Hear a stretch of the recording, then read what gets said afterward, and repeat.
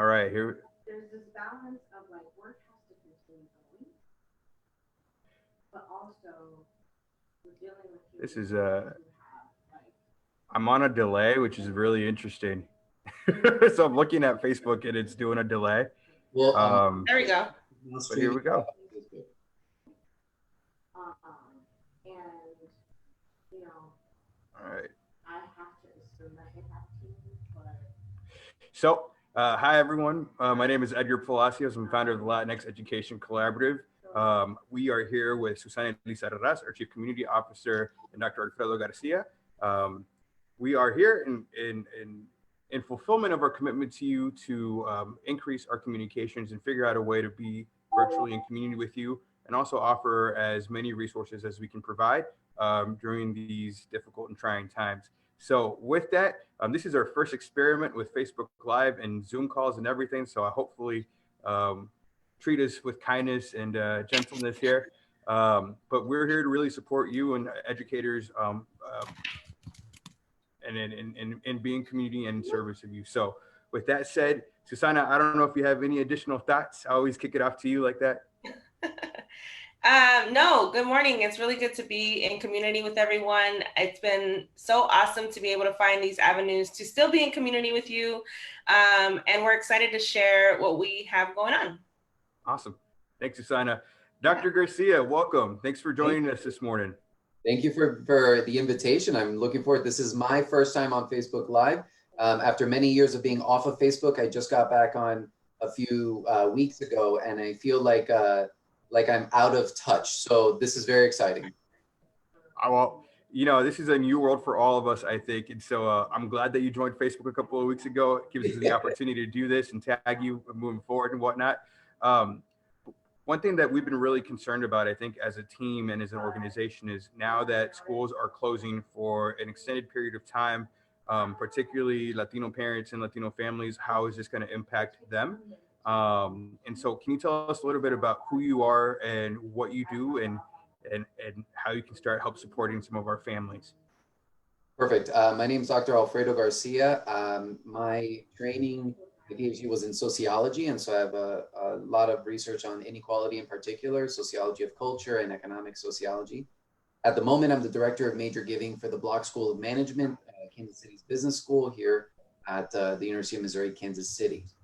You might see occasionally that my son, Max, pops into the screen, so I apologize for that. But in the age of Zoom, I think we've all heard that there's children and doggies and cats coming around, so I apologize in advance. At the moment, in addition to raising money for students and programs, I also have an online platform called Paso por Paso, which is training and step-by-step instruction for Hispanic families on how to apply to colleges and universities, all in Spanish.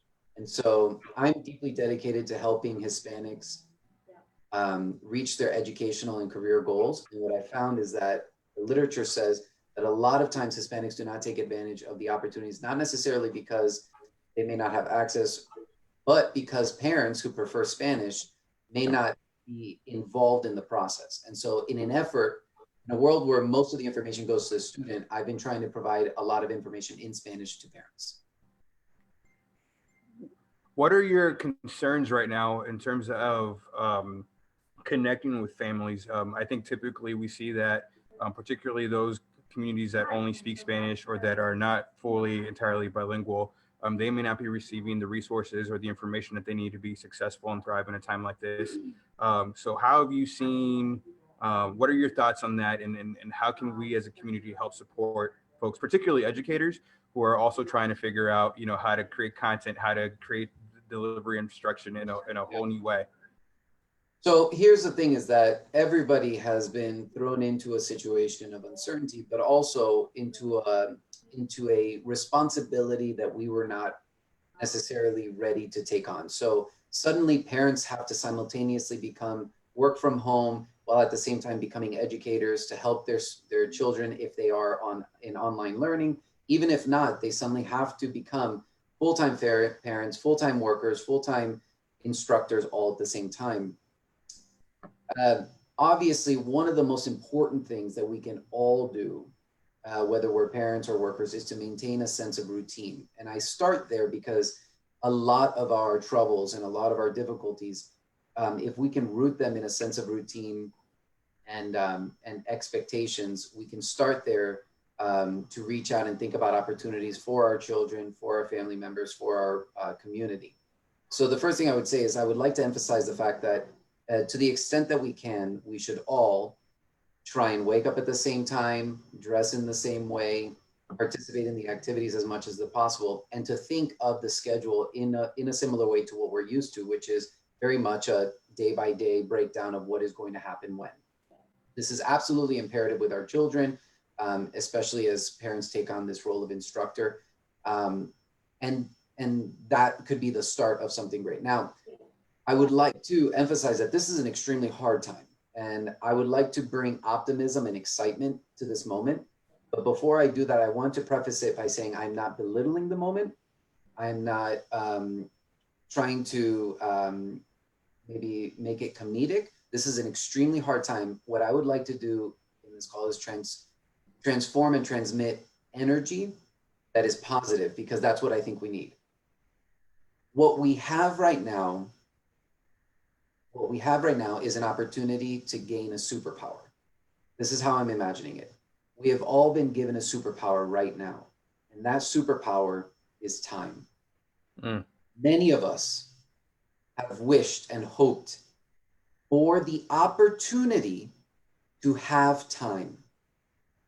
And although this superpower has been flung on us in such a way that it is tremendously stressful, I would like to rephrase the conversation and see it as a superpower. We now have a tremendous superpower of time. What are we going to do with it? And for all the parents who are out there, we need to emphasize, as teachers, as collaborators, as community members, that we need to think clearly now more than ever about how we can lock into that time. We have time to do projects, we have time to advance, we have time to think about how to connect with our kids.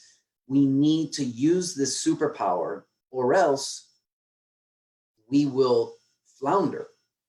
So I would encourage us all to think about, we have a superpower and it is time. What do we do with it? Yeah, I think that's a question that we're all struggling to figure out, particularly as we see society shift around us in ways that we never thought possible, right? In ways that we haven't experienced before. Not to say that there aren't folks around with us who haven't seen similar situations and haven't seen similar experiences, but you're right. So we have to really think strategically about how we use our time moving forward. And particularly for our organization, we're thinking about, like, how do we use this extra time, I think, to continue to support the educators that we so love and we want to be with and walk alongside this journey. So I appreciate that commentary on time and the superpower that comes along with that as well. So let me jump in, because if we rethink it as a superpower, we can harness the energy and throw it where we want. So one example, we have never lived in a moment where there is so much access to some of the most cordoned off and exclusive spaces in the world. Have you ever sat in on a Harvard class?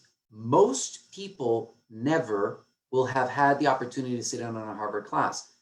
However, at this moment, you can join and watch the full lecture of some of the nations, and I just use Harvard as an example. It can be any university, really, but still, how exciting is it that you can actually show a student right now what a Harvard lecture looks like?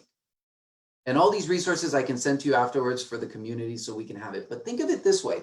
You have a bright student in your class, somebody who could very well join the top tier universities, whether they're the Ivy Leagues or mid-tier, it doesn't matter. But let's say you have the opportunity, you have a student who is so brilliant, and if they could just understand, for instance, that a Harvard class is not an alienating experience, that a Harvard class is a learning opportunity that's open for people like him or her, use this time as a superpower to inject enthusiasm into that student by sharing that, hey, by the way, you love math. Have you ever thought about, mathematical biology? There's a mathematical biology class being taught at Yale that you can watch for free. And I want you to not watch it necessarily to learn mathematical biology at the level of college, but just pay attention. How are they speaking? What's the professor doing?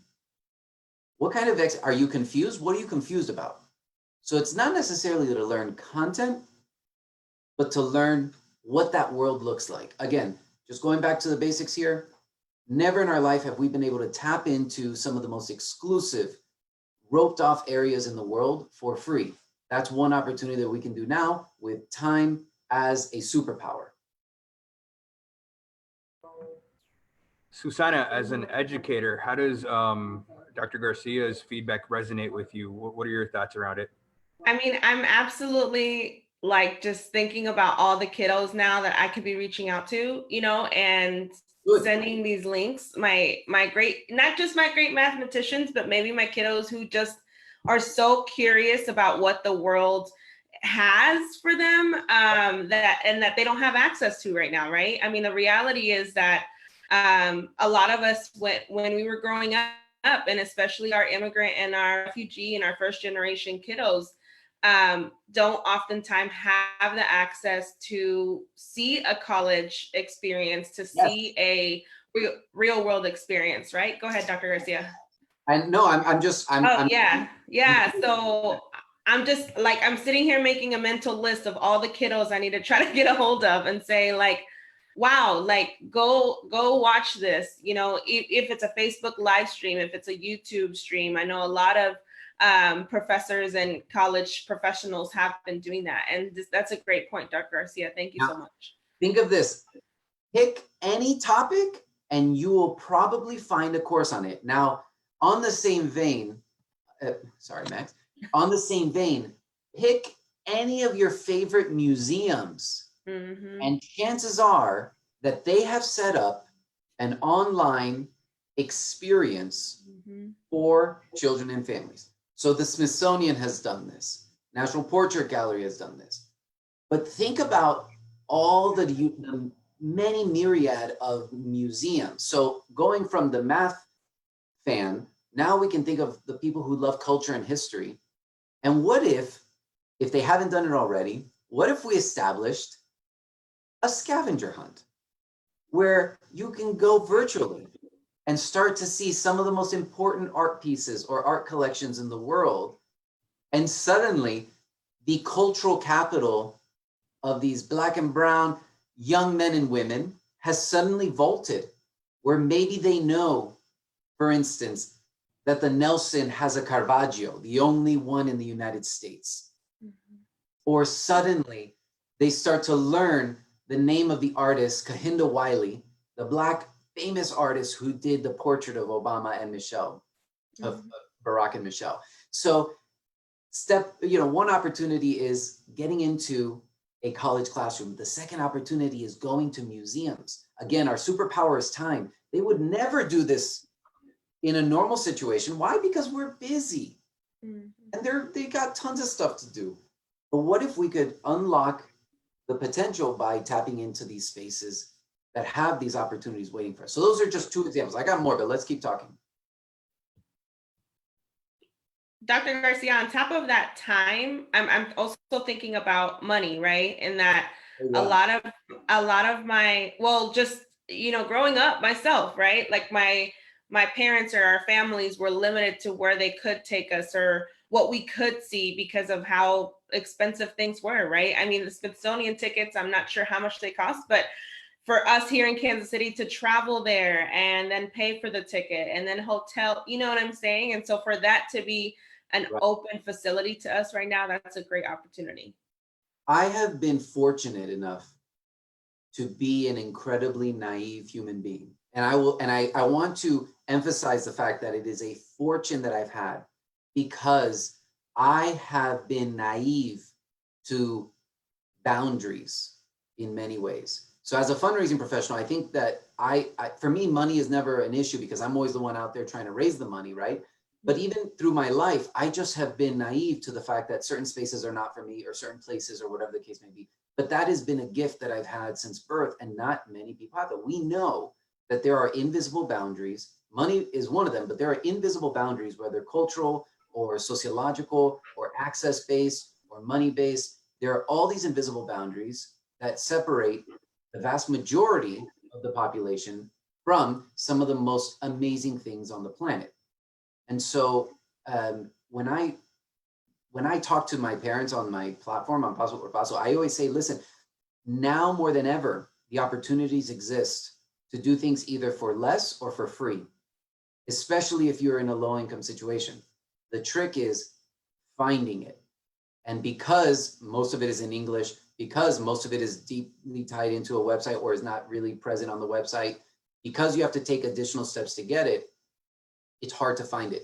But the excitement I have is really all about the fact that never, ever have we had this opportunity to do things for free and for reduced rate. And especially as Black and brown men and women. Yeah. So something else I got really excited about when I was preparing for this conversation is languages.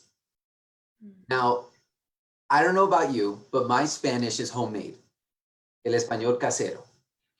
And I'm very fortunate. Yo también. Tú también. No, se te escucha en el acento un poquito. So I'm very fortunate that my parents would not let me say anything, would never let me finish my sentence unless I said it correctly. Nope, they would stop me and repeat it until you got it. To this day, I'm fortunate because I'm fluent. But what about, again, thinking about the superpower of time, a lot of these parents who wish they could transmit their Spanish to their kids, but have not had the time to do so because it is time consuming. So what if you could watch the news from Spain?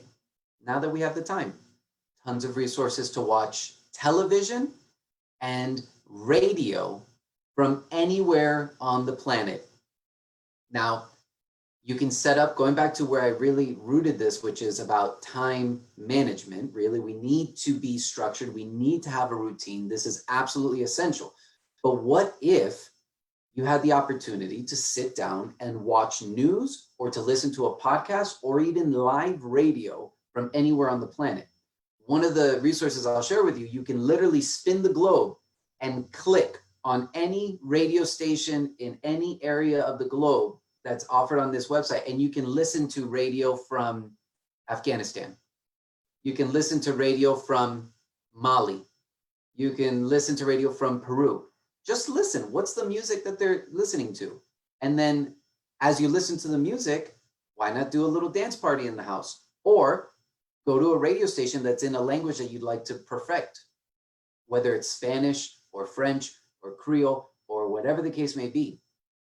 Kansas City is a very special city that has received a lot of refugees. My understanding is that up in the Northeast, in some areas, there's more than 100 different languages being spoken.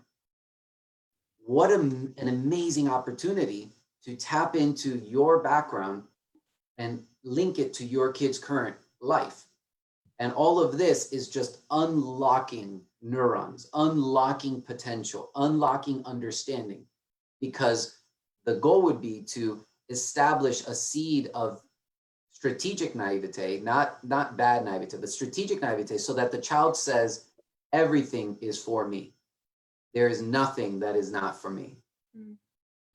It's interesting you mentioned the Northeast. I'm thinking about my kids, of course, in this conversation. And we have 14 different languages spoken in our school. And oftentimes our kids who don't speak, for example, our Spanish speaking kids who don't speak Burmese will listen into the Burmese conversations and say, oh, I think I know what that means. Or, hey, wait, I want to be able to say that. And so they're often playing off of each other. We have kids speaking Vietnamese, Somali, all these languages, and they listen into each other. So that's obviously them saying, like, I'm really interested in knowing more about your culture, and I'm really interested about knowing more about your language. And so now them having that access is a really good point and a really immense opportunity for them. And we can do it in multiple different ways, because if the parents are partnering up with each other, then there can be a Zoom call, there can be a chat, whatever. If the kids are connecting with each other, set up the same time every day. Again, I go back to that routine, the importance of routine. Set up that routine, make sure that every day there's going to be the language power hour. I don't know. And say, today we're traveling to Vietnam.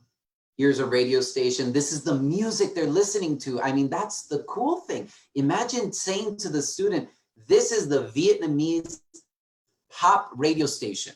What are they listening to? And it's not Lady Gaga, or I mean, clearly I'm very, okay, once you become a professor, you become completely disconnected to pop culture. So I know Lady Gaga is like ages ago, but she's the most recent, thing that I can pull from. But anyways, what are they listening to? Is it fun? There's a reason that K-pop transformed the world and is still relevant.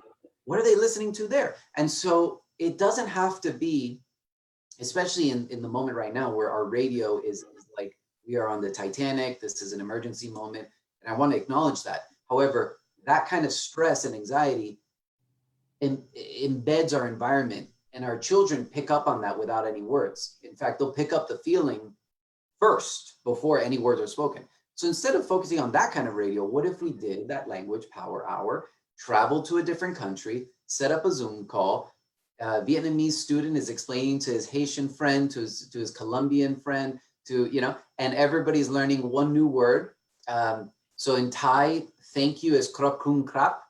Imagine how much fun that could be to teach your friends that in Thai, thank you is krop kun krap. I mean, I'm sure they'll giggle because it says crap in it, but that's just one example. Yeah. I really appreciate your perspective on like really shifting a lot of this conversation in terms of like thinking globally around, how can we deliver curriculum or new information or new knowledge for our students. I also think about a lot of our students that may not have access to the internet, may not have access to some of these resources, whose parents are also now struggling with the fact that they are keeping their jobs and also trying to educate their children at home. I know that I know educators that I've been speaking with are really concerned about, how they can continue to support. I know a lot of our educators that we support, particularly in Kansas, are really disappointed and sad and upset the fact that they may not be able to see their students through the remainder of the year, depending on how it all works out and how online resources play out. And so there's a lot of concern in our communities right now around just how do we show up and how do we show up in these spaces. So I know something that you do that's really cool with Paso por Paso is that you make a lot of resources accessible, particularly to parents who only speak Spanish. So I'd love your thoughts around, during this time, particularly for educators that have students who are bilingual or who are ELL. How can we best support parents in those instances, particularly if there's a language barrier in these times? So there were two things that I heard there. Was one, lack of internet and access to internet. So in a world where vast majority of us have internet connectivity, there's still the digital divide. So let me address that first. Again, let's think about the opportunity of time as a superpower and not be anxious about it. One of the most incredible things that Hispanic families have and that we share and transmit to our children is work positivity, work, the value of work, the value of the craft, the value of doing things yourself, self-sufficiency. So without the internet, we are not without the opportunity to learn. All parents, especially immigrant parents, have had to do things by themselves. Why not take this opportunity, this superpower of time, to teach your child how to cook, how to sembrar plantas, right? Just plant seeds. Literally, I'm talking how to fix the cabinet, I mean, again, there are things that have to happen, and learning is not limited to the things that we traditionally think are classroom activities. You can teach fractions by measuring to the tiny millimeter, the measure of the cut that needs to take place in order to fix the cabinet. You can talk about angles. You can talk, I mean, just with math in general, there's a ton of opportunities. But then there's also language. What is this in English? What is this in Spanish? Why do we use this? Why do we do that? Just simple life skills, personal finance, washing and drying clothing, how to do the dishes correctly, how to cook rice.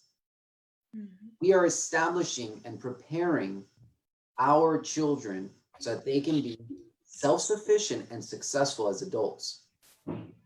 I know that millennials often get crapped on because we don't know how to do anything. We buy avocado toast. We don't know how to balance a checkbook. Well, then let's fix that. Regardless of whether that's true or not, let's fix that. So teach math by balancing a checkbook. What is personal finance? Get on mint.com. I mean, if you got a high schooler, this is more important now than ever. So what is a budget? How is it that we stay floating, right? So to your point about lack of internet access, Edgar, that is absolutely true. I would encourage us to think broadly about how it is that we can teach our kids even without the internet. And the source of that learning often comes to the innate abilities of our parents, having had to go through extreme trials and tribulations to even get to this point. There is a lot to learn there. Mm-hmm. You know, Dr. Garcia, and there is a lot of research and narrative around how kids prefer to learn hands-on, right? Kinesthetically. Oh, yeah. And so, you know, most kids don't prefer sitting at a desk and just listening to a lecture, especially thinking about 6th grade and below, you know, middle school and below. Those kiddos have the innate want to put their hands on things and to manipulate things. And so that you're so right that this is an immense opportunity for them to learn math by doing. I mean, as teachers, we're encouraged to have hands-on projects, to have kinesthetic strategies in our lesson plans and in our lessons. And so having our kids at home is an opportunity for that, right? Absolutely. And the resources that we have in the community are stupendous. Yeah. 12% of the workforce in Kansas City is employed by a nonprofit. We have an incredibly dense nonprofit community. So let me use just one example to get across how it is that our nonprofits can support our parents and our kids. The Greater Kansas City Community Gardens. So this place is gorgeous. Their goal is to teach others how they can grow their own fruits and vegetables at home. You can become a member for extremely low cost. And if you are a low-income family and you can prove it, you can often become a member for free or for close to free. Just yesterday, I picked up 10 bags of seeds, everything from lettuce to butternut squash to sunflower seeds. Again, a learning opportunity. Why do you plant them at this time of the year? What's the difference between this and that? Why should we put these in the front and on the back? And even if you don't have the internet, you can take advantage of certain resources from the community garden or access books, etc. This actually segues, Edgar, to your second point, which is how can teachers support this kind of learning? I view my work as a tremendous responsibility. The reason I created Paso por Paso was because I suffered from the lack of materials available in Spanish, because I understand the kind of stress that took place, the yelling, the fighting, the stress, the anxiety. There was nothing in Spanish for my parents. And I, as a 16, 17-year-old, was tasked with my limited Spanish to translate already complicated stuff in English. I've been helping families from across the world for about 10 years now, and it is complicated in English, trying to explain how to apply to colleges and do it successfully. Imagine taking that and trying to translate it to Spanish and still getting the trust from my parents that, I mean, they're giving me money that they barely have to apply to schools, and they're anxious. This is money. This is a big deal. So I view myself as a liaison, as a translator in more ways than one. And I would encourage our teachers to think about translating the needs of our parents into actionable items, actionable tasks. Let's learn what the barriers of learning are. We know that it could be time, but it could be lack of structure. We know that it could be lack of internet, but not lack of access. How is it that we, by dropping off a book, for instance, in the case with the seeds, you connect the parent to the service, they got the seeds, they're so excited to plant. Back in Guatemala, you know, they loved planting certain things and they loved eating them, etc. They have this experience, but they don't have any information to read up on how to plant in Kansas City, in the soil here. So what if the teachers had the opportunity to somehow get those materials to the parents, whether it's through the mail or dropping off a book or something like that. But directly to your point, Edgar, as educators, we are now more important than ever, the nodes of access. We are that principal and primary node that links parents and children to the opportunities, and we can make that connection happen and follow up and follow up and follow up. Dr. Garcia, I've said for a long time that educators are social justice workers, right? And that we are advocates and activists for our communities and for our kids. And part of bridging that gap of like giving access that we know of to our families and to our kids is something that's like unimaginable to some families, right? I'm sure you have conversations with families all the time where they are just so grateful to have you as Rita, one of our board members the other day, talked about me being a cultural interpreter and not just a language interpreter, right? Yes. Bridging two cultures of, you know, an immigrant family and then also someone who knows the landscape and the ecosystem here in Kansas City or here in America, and bridging them together. So I totally agree that teachers and educators have this really great opportunity, and I hope that we can take that as well. Teachers are excellent observers. Mm-hmm. Now more than ever, since our students are not in the classroom and we cannot observe, we must ask good questions. We must learn to break through anxiety and confusion by asking good questions. So Naguib Mahfouz, he's my favorite, one of my favorite authors. He's the only Arab person ever to win the Nobel Prize in Literature. He once said that you can tell a person is smart based off of their answers. You can tell a person is wise based off of their questions. So how do we as teachers in the age of coronavirus link and translate these resources to parents? The important thing is to ask questions and to keep asking questions. We need to identify what is the real root of the problem. And the anxiety, confusion, and stress right now is going to lead to, in a 15-minute conversation, maybe 1 minute of which is priceless information, because we talk a lot, we're anxious.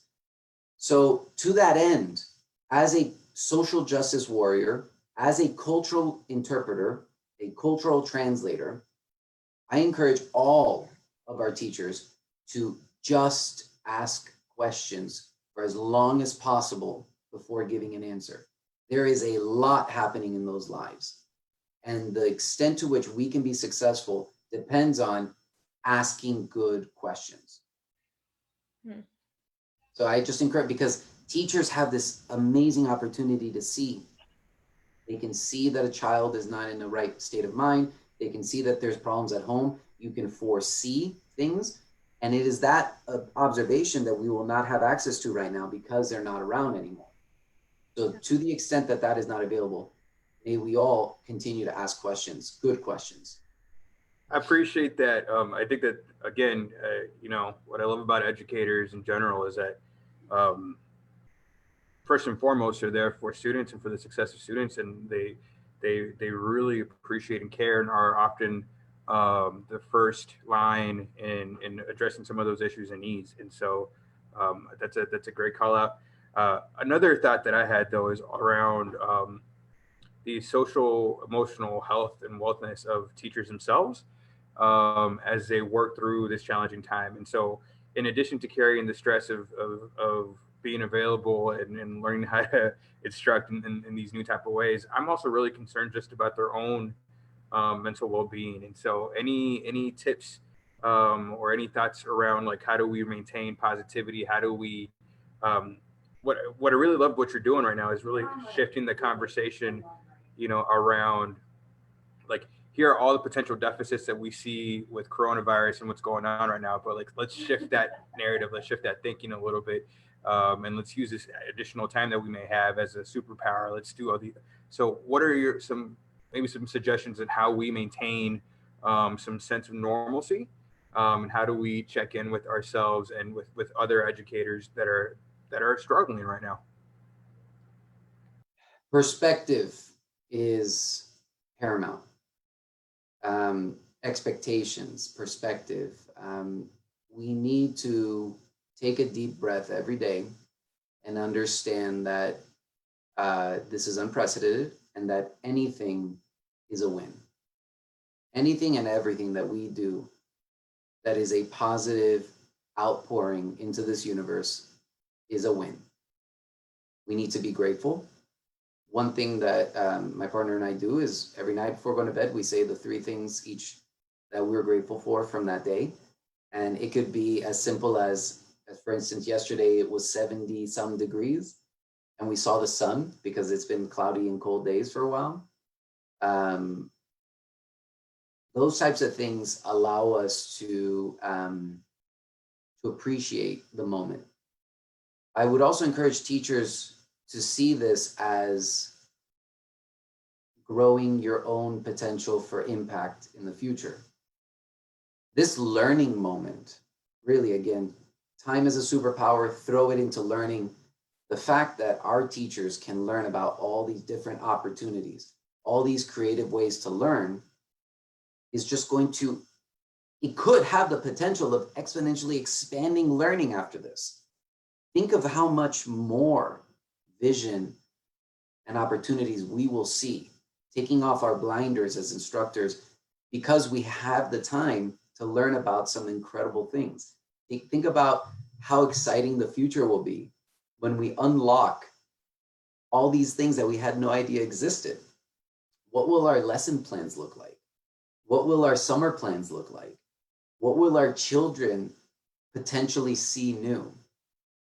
It is not easy. And that's why at the beginning of this conversation, I said, listen, I'm going to come at you with a lot of enthusiasm, a lot of happiness, a lot of excitement, but I'm not trying to take away from the fact that this is a serious time. My goal is to exude, transmit, overlay, outpour positivity. Let me state the fact that that has to be created. That is not something that is a result of. That is something that is the source of. The positivity must be created actively. Teachers must focus on that reality, that this is something that you have to put time and effort into it. You have to be conscious and constantly self-reflective. So shaping expectations and perspective first is important. Understanding the end goal and appreciating how much better off we will be after this helps in maintaining that perspective. And having a sense of gratitude every day will provide the seed for the next day's growth of the plant of positivity, energy, enthusiasm, etc. But let us all accept the fact that any good thing that we are pouring out into this universe right now is a win.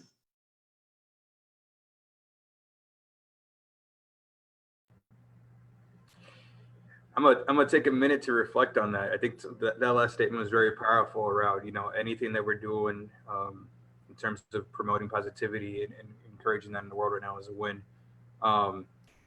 You know, from a organizational perspective, Susana and I were talking this week. You know, it's just like, what can we do as an organization to help support? You know, what can we do? And I think we had some really great conversation around like leaning into our values and our core values, which is we want to build community.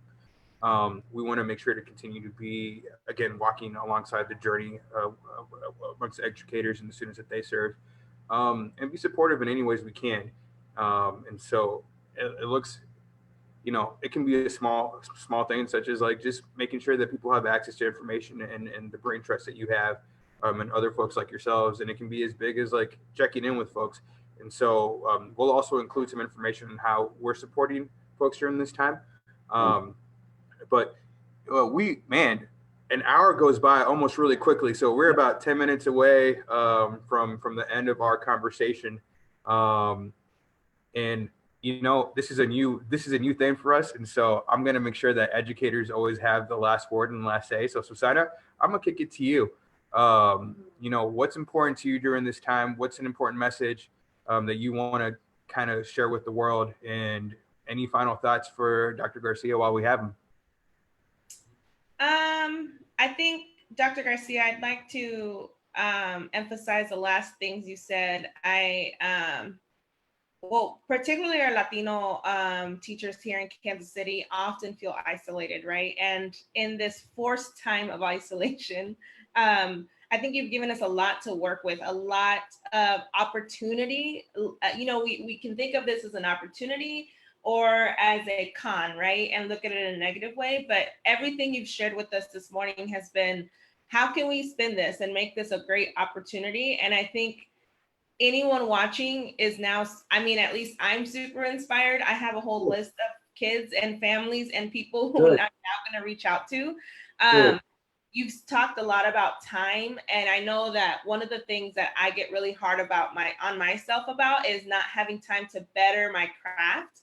And so this is such a good opportunity, right? For me to look into those new teaching strategies that I don't have time to read up on since college, right? College, we got all these people who were experts. And maybe now that I'm teaching for 10, 20 years, those are older strategies, right? And so this is a good opportunity for me to perfect my craft. It is really important for us to put our mental health first, because we cannot serve kids and their families, especially those families who are underserved, when we ourselves are not well. So I encourage teachers and educators to take this time to do whatever you need to do, whatever you want to do to feel good, to feel better, and be ready for whenever it is that you get the opportunity to serve families face to face again.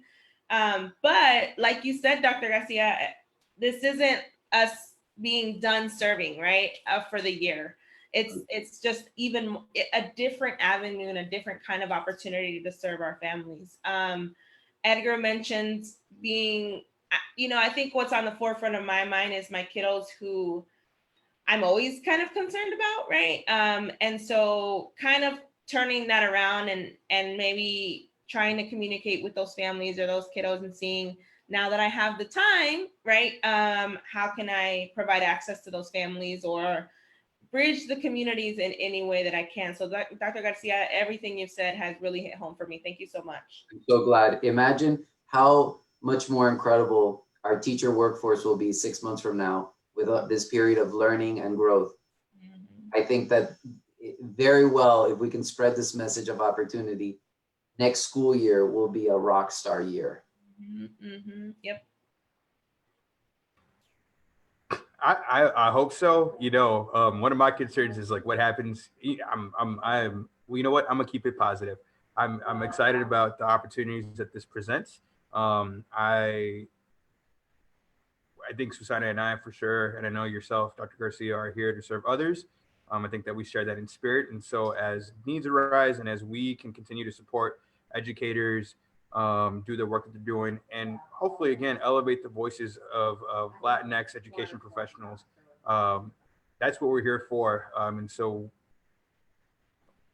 we know that the world is changing right now, and we are adapting as best we can. trying new things and trying to, again, find innovative ways. And actually not innovative, because I think some of these ways have been around for a while. We just haven't adopted them. Exactly.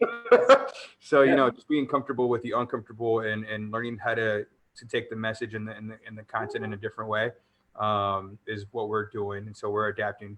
And so, Dr. Garcia, I know I want to be very clear with our audience and whoever's joining us and whoever's going to watch us in the future. I know you run Paso por Paso.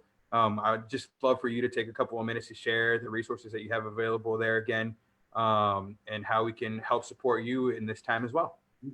I've created step-by-step videos where I just sit down and lay it out as it is. I explain how to save time and money through this whole process. Typically, if you're going to apply to 9 schools, which is what I recommend to my high schoolers, it could range anywhere between $1,000 to $2,000 to apply to colleges and universities. And so I explain all the ways that you can find fee waivers for the SAT and the ACT, how you can find fee waivers for college applications, how you may not necessarily even need to take the SAT or ACT, especially for some of the, I mean, Wake Forest is one of the best test optional schools out there now. I mean, I explained how to write the essay, how to set up your resume, how to pick your schools. What I did was I took everything that I wish I knew, and from all my experience of guiding parents and families through this process, and boiled it down to the bare essentials. In addition to that, I went through the internet and found those resources that are already in Spanish that are hard to find. I found broken links and told the web designer that it needs to be fixed. I found the PDFs. Basically what I do is just lay it out so that you have everything at your disposal in Spanish so that you can make the right decisions. Now, my thought process is if you can guide the parents and make them feel more connected and engaged, then the students might have better, higher opportunities than if not. So in a world where the college education matters more than ever and everybody needs to really focus on this, it's a very extremely stressful process. What I wanted to do is just provide parents and families with the tools that they need in Spanish so that they can be successful, at least so they can ask the right questions, so they can know the ways to encourage their child, so they can push their guidance counselors, so they can ask questions of their teachers, so that they have some kind of skin in the game, so they can feel like they're a part of it. This has been a great opportunity. Thank you for having me. This is so much fun. I mean, Susana, I hope that, I'll send you all the links and stuff, but I hope that you can get jazzed up and energized about some of your kiddos. This is actually a really cool time because it's only in moments of dramatic change that dramatic change happens. Seems like it's a truism, but it's really, we got to think of it that way. Mm-hmm. I like how you mentioned a part of what your organization does is provide resources for counselors and teachers where they don't think it's there, right? And so having that accountability, not just accountability, but having the access for us as well, right? Because we're doing a lot of the work. Most teachers really do try their hardest. Most counselors do try their hardest. And so having people like you who are serving our community, we really appreciate it. Thank you for what you do, Dr. Garcia.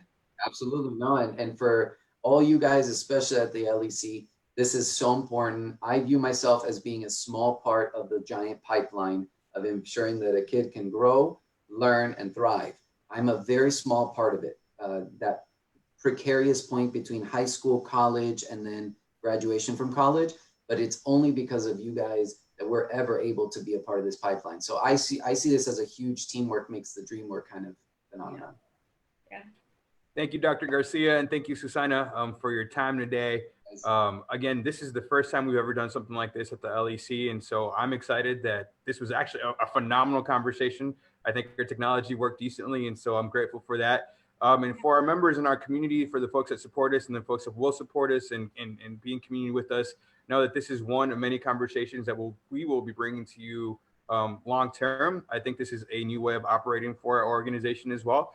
So we're going to bring you hopefully the best thought leaders possible that are available and that are willing to help and serve. So Dr. Garcia, thank you again so much for sharing your time and your resources. I'm going to figure out how to promote this video on the Facebook and on all the other social media channels, but also include your links so folks know and educators know that they have you as a resource and that, we are not alone during this time. So thank you both for your time. Thank you for the community watching. I'm going to go ahead and log off the Facebook.